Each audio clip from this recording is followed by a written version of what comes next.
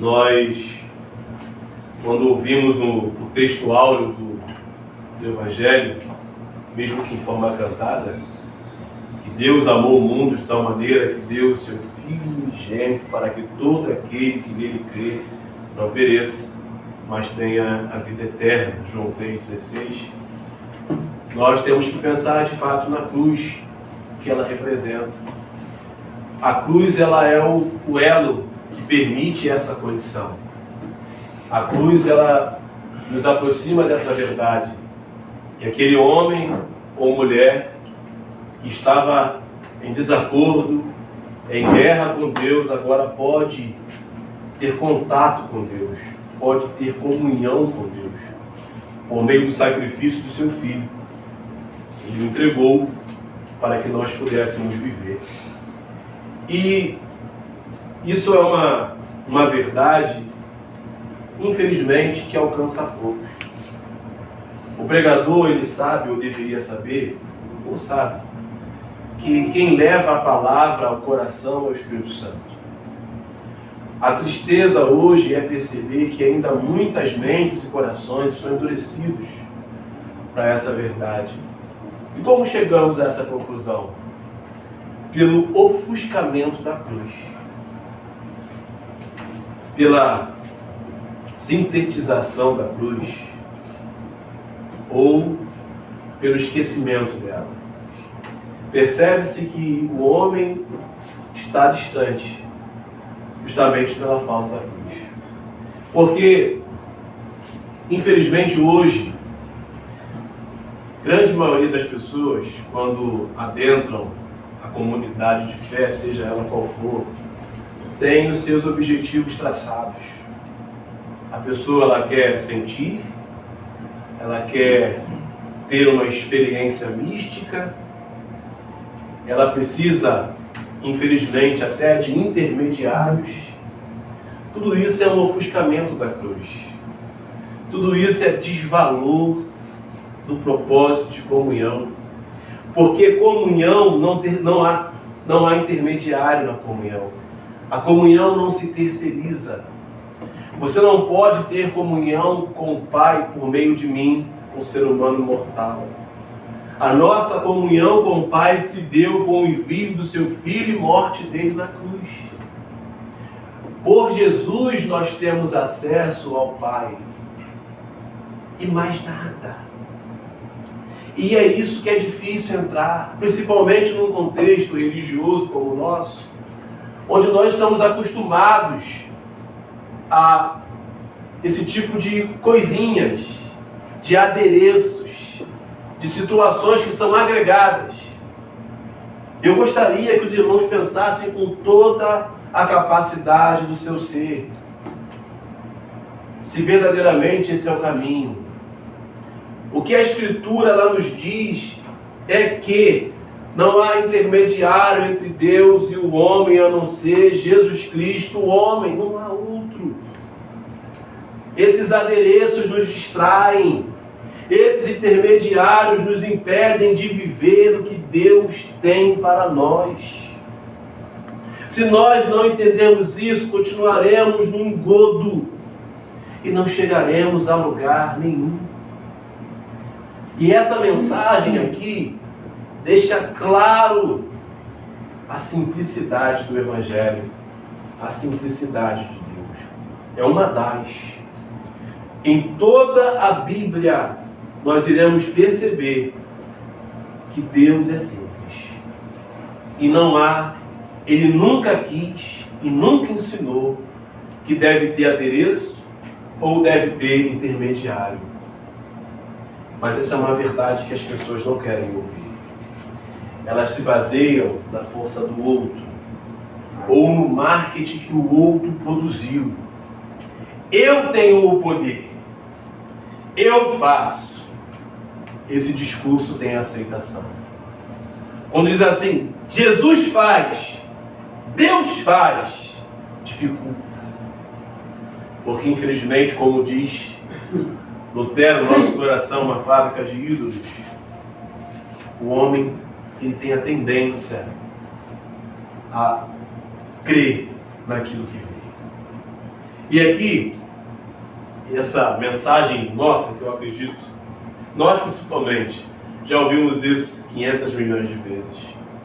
Mas nunca é demais reforçar, tentar extrair, para que nós entendamos melhor. Jesus sai, entra em Cafarnaum, e aqui é um contraste interessante. Primeiro vem Jairo, um mestre da lei, um mestre da sinagoga, um principal da sinagoga, que tem um religioso, que tem uma necessidade urgente. Sua filha está lá acamada, à beira da morte, e outros evangelhos vão dizer que estava à beira da morte, e ela morre no encontro dos dois. E ele pede que Jesus vá ao seu encontro, que Jesus coloque a mão sobre a filha dele. Entenda, quem coloca a mão é Jesus. É Jesus. E Jesus prontamente se dispõe a ir, e no caminho ele tem um encontro agora com essa mulher.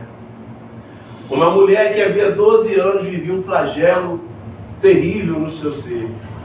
E era terrível porque não era simplesmente uma doença física. Era uma doença que abrangia a vida dela de uma forma completa, social, física e espiritual. Ela não podia tocar, nem tocar em ninguém. Ela não podia ir no culto público ao Senhor, não podia participar da vida culta ou religiosa do seu templo. E ela sentia a sua fraqueza e dor pelo sangue que escorria dela. Sangue é vida. A anemia, a fraqueza dessa mulher era algo talvez terrível. Há 12 longos anos. E agora, o texto ele vai dizer o seguinte, eu gosto de ver traduções, porque abre um pouco mais. É importante, talvez seja hábito, mas que torne hábito de todos nós. Aqui vai dizer que ela ouviu a fama. As traduções mais antigas irão dizer que ela ouvindo falar de Jesus. Esse termo, ouvindo falar de Jesus, eu acho mais interessante, eu acho mais concreto. Quando fala de fama, justamente vai para esse lado do marketing, como a gente vê hoje. Claro que aqui todo marketing é válido, estamos falando do próprio Deus. Não do homem que hoje se exalta, se coloca numa condição de ser ele o intermediário entre você e Cristo. Não há ninguém a não ser Cristo, homem. E aqui, ouvindo falar de Jesus, eu fico a pensar, o que essa mulher ouviu? O que essa mulher ouviu falar a respeito de Cristo? Olha que ele faz maravilhas, que ele curou cego, que ele fez sinais e milagres que ninguém jamais fez no seu tempo. Ela pode ter ouvido isso, mas eu me preocupo no que ela entendeu, no que ela compreendeu.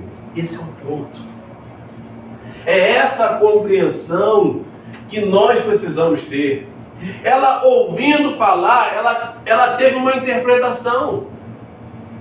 E a gente vê que a interpretação dessa mulher é coerente pela atitude dela. E é essa mesma interpretação que nós precisamos ter. Ela não interpretou um curandeiro, um milagreiro, um profeta, que faz isso, que faz aquilo e algo acontece.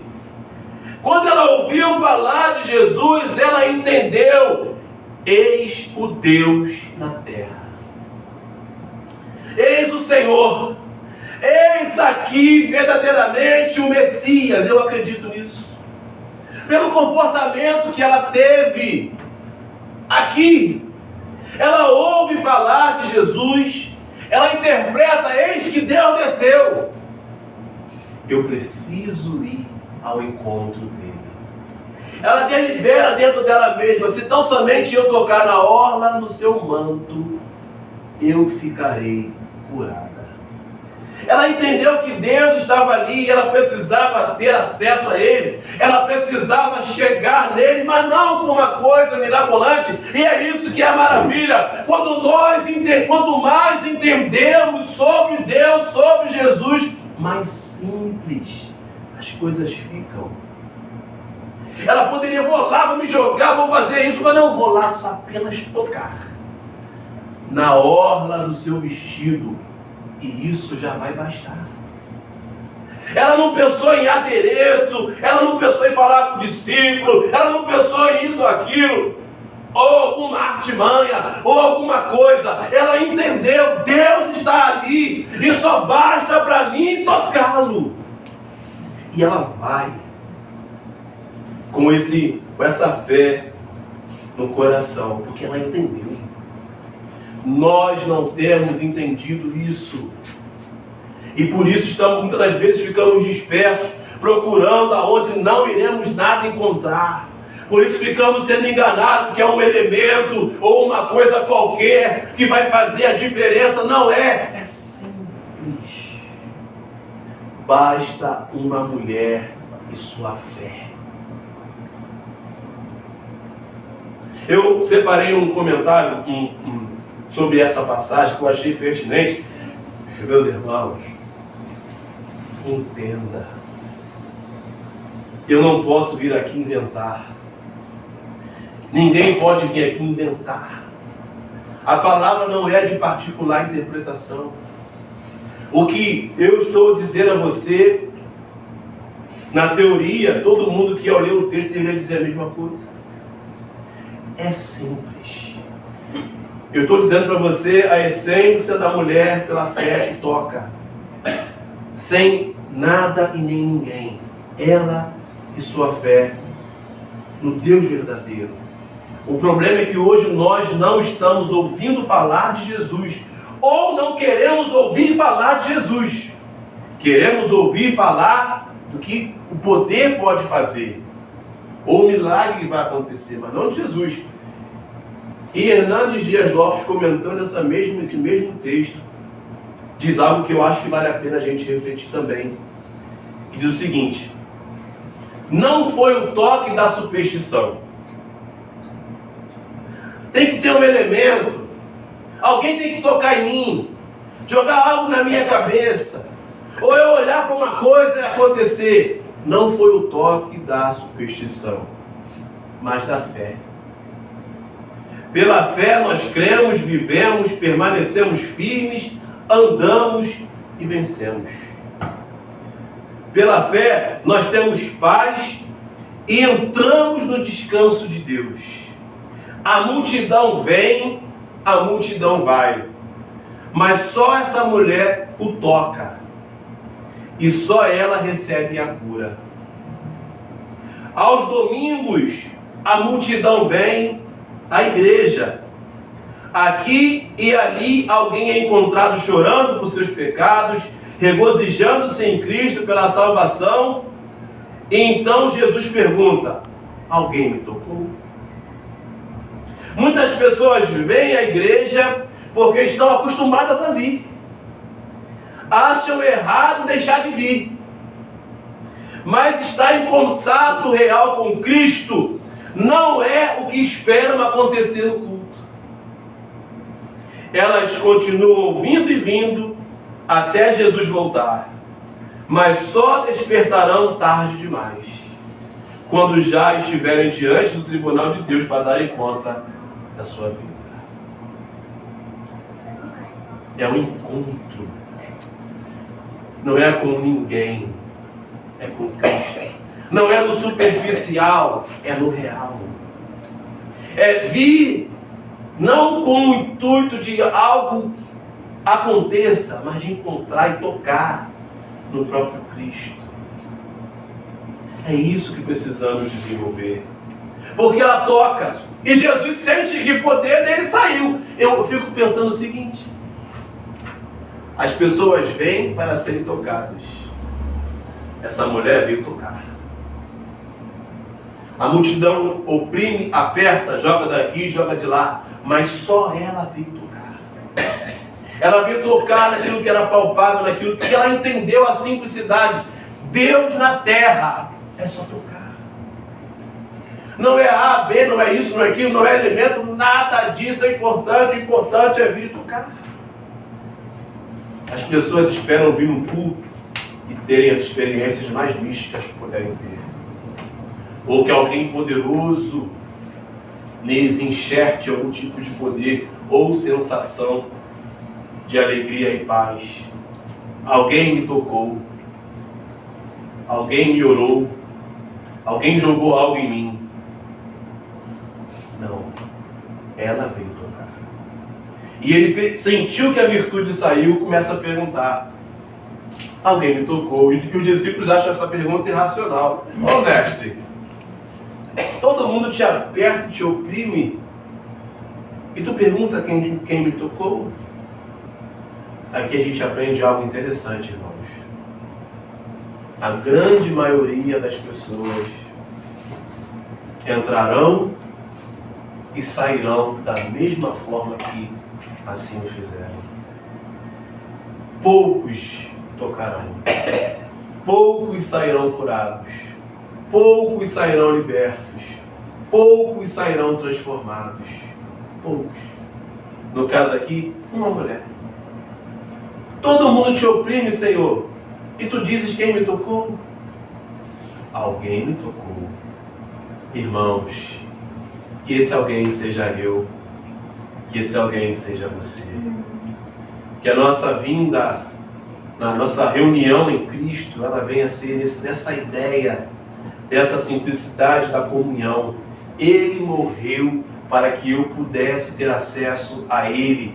Ele morreu para que eu pudesse tocá-lo, para que eu pudesse entrar na sua presença, não esperando algum tipo de manifestação ou algo acontecer no culto, mas fazer acontecer a virtude do Deus poderoso sair e me tocar. A esperança no Deus verdadeiro. E não no que o homem vai olhar para mim, vai receber uma revelação qualquer, ou uma inspiração divina para me entregar um recado. Mas entrar com coração e fé. Eu irei tocar. Tocar com a minha adoração, tocar com a minha intenção, tocar com a minha fé. E aquela mulher, ela que vivia uma realidade terrível, não podia participar, ser tocado, tocar em ninguém. Mas tu estava destruído. E eu gosto quando a gente vê o termo que a Bíblia diz, isso diz muito sobre ela, para que nós entendamos o que de fato essa mulher entendeu. Porque quando ela recebe, sabe que saiu virtude, ela sentiu a cura. Estou curada, estou melhor. O que nenhum médico remédio pôde produzir, Cristo produziu até ela sentir. A fraqueza sumiu, a força se restabeleceu. Ela saiu, opa, aconteceu. E não podendo ela se esconder, o texto aqui, graças a Deus, é o mesmo. E ela chegou lá atemorizada e tremendo. Por quê? Ela sabia que estava diante dela era Deus. Tremendo diante de Deus. O Senhor Deus me tocou. O Senhor Deus agiu em mim. O Senhor Deus derramou virtude. Ela se apresenta tremendo. E lhe diz toda a verdade. E ele lhe diz: filha, a tua fé te salvou. Vá e seja livre dessa limitação. Na verdade, não é seja, porque ela já estava. Talvez o que Cristo quis dizer é reforçar: vá lá e viva agora, sem limitação. Vá lá e viva a vida da tua fé. Daquela que toca, daquele que toca, daquele que tem como mundo. Quero que os irmãos entendam o seguinte: se nós não tivermos o entendimento correto a respeito do que Cristo é, do que Ele representa, não haverá conexão e comunhão. A gente vai ficar sempre aquém e além, à margem do que Deus é. E nós não ganhamos nada com isso. Quero que os irmãos pensem na simplicidade. Talvez na necessidade. Nós fomos ensinados assim. É muito misticismo, é muita superstição, é muita coisa que nos foi entregue, inclusive em comunidade de fé. E você precisa ungir tua cabeça com isso, ungir um objeto, seja lá o que for. É a crença. Mas eu queria que você parasse e pensasse o seguinte, no que a Bíblia diz: Deus é simples. Um simples toque mudou a vida dessa mulher. Agora ela podia abraçar os seus entes queridos, podia participar do culto da fé, podia viver sem a limitação da enfermidade. Era simplicidade. É claro que nós temos relato em que Jesus toca, cospe no chão, faz lodo, mas é Jesus, irmãos.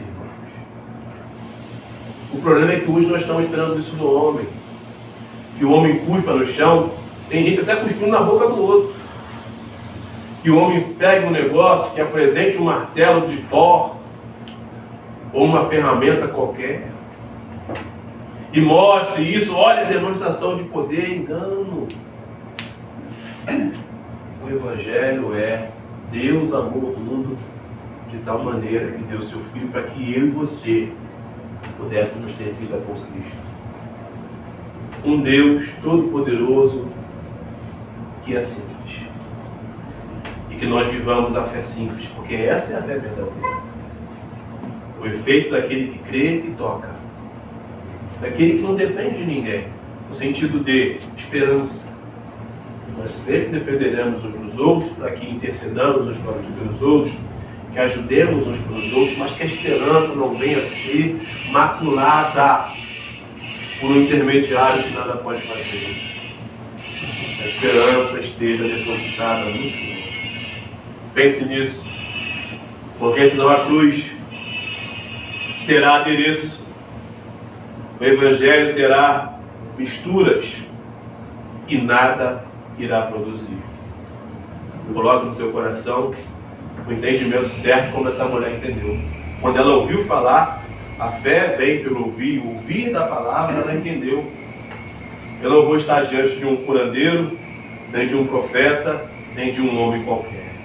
Estarei diante do próprio Deus. E ela saiu diferente de como entrou.